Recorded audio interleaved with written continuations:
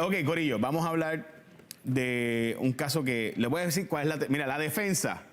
Nalgo, esta es la defensa. Y Pedro Juan, esta es la defensa. La defensa es, no sentaron a nadie allí, la defensa de Ángel Pérez, no sentaron a nadie allí que pudiera decir que Ángel Pérez le dio instrucciones de darle contratos a Santa María. O sea, ningún testigo dijo, sí, Ángel Pérez me llamó y me presionó. Nadie dijo eso. Y esa es la defensa. Otras palabras, de verdad esto eran donativos de campaña, tal y como dijo Oscar Santamaría, que originalmente había sido un asunto de ayudarlo con la campaña. Tenemos ya con nosotros a Cintia López Cabán. Ok, Cintia, buenas tardes, saludos. Sé que estás allá en el tribunal, así que cuéntanos lo que has estado, sí, pues vamos aquí. Lo que has estado, pues que está acá, está ponchado acá. Ok, pues ahora acá.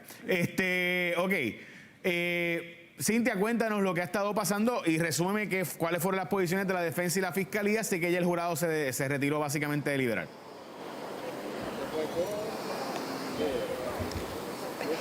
Buenas tardes, Jay. ¿Cómo estás? Estamos aquí frente al Tribunal Federal aquí en Atorrey. Y a mi espalda todavía el jurado está escuchando las instrucciones por voz de la jueza federal Aida Delgado. Como tú sabes, en la mañana de hoy primero se atendieron lo que la jueza llama unos housekeeping matters, que era atender unos asuntos de las instrucciones que se han estado impartiendo en la última hora y que son las que van a dirigir el proceso de deliberación.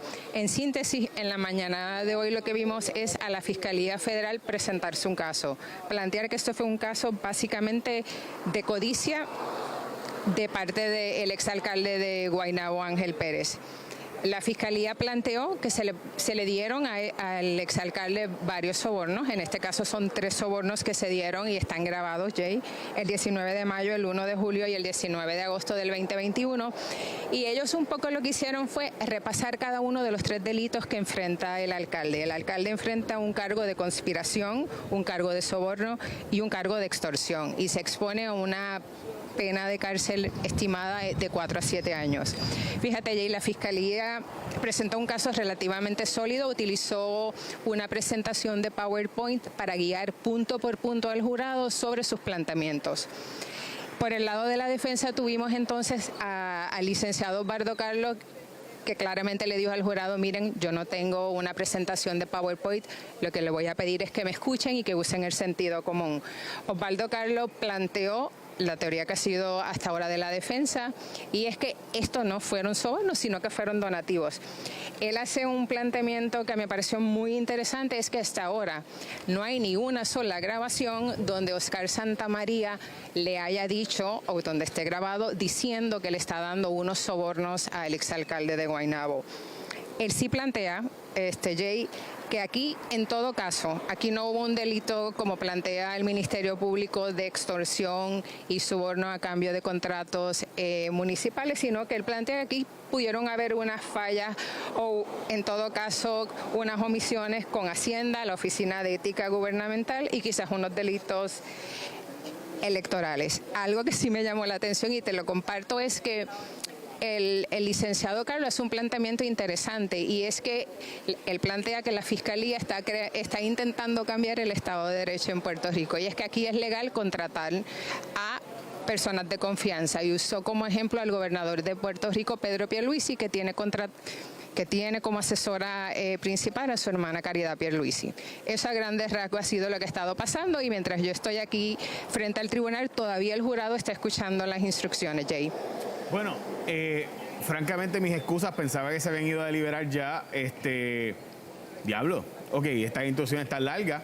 No. Cintia, planteo entonces lo siguiente. Sí, te escucho. O sea, si tú... Y es que el proceso se atrasó un poco porque en la mañana nosotros teníamos entendido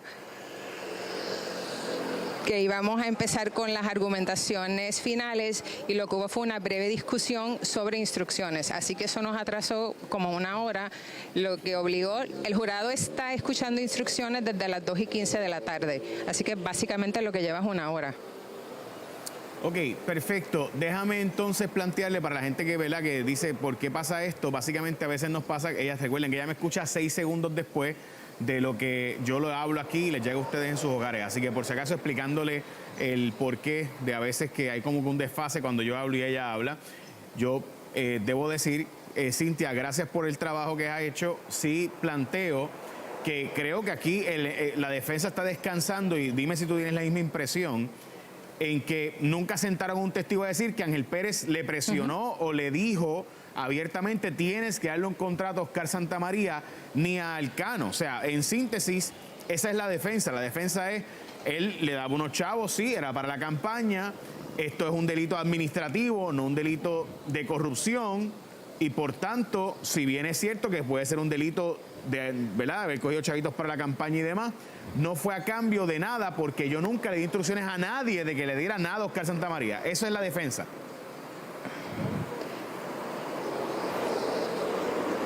Te matizo lo que estás diciendo. En efecto, la defensa plantea que son contratos legítimos que se dieron siguiendo unos procesos administrativos. Sin embargo, te tengo que aclarar, Jay, que en efecto aquí sí pasó prueba. Lo que pasa es que es prueba testifical.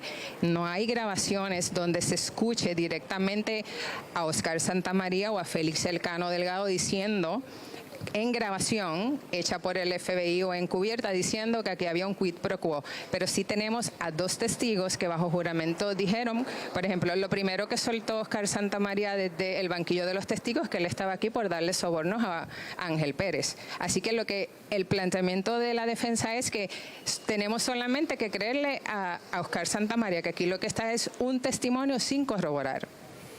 Gracias, Cintia, por la información.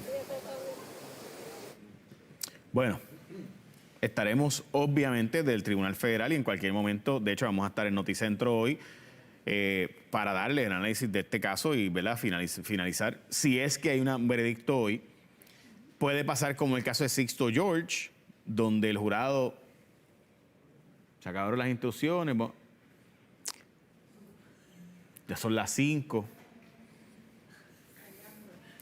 hace hambre. Además que cuando salga la prueba y hablen del bizcochito de maíz y el panecillo calientito con mantequita derretida, mal rayo palta.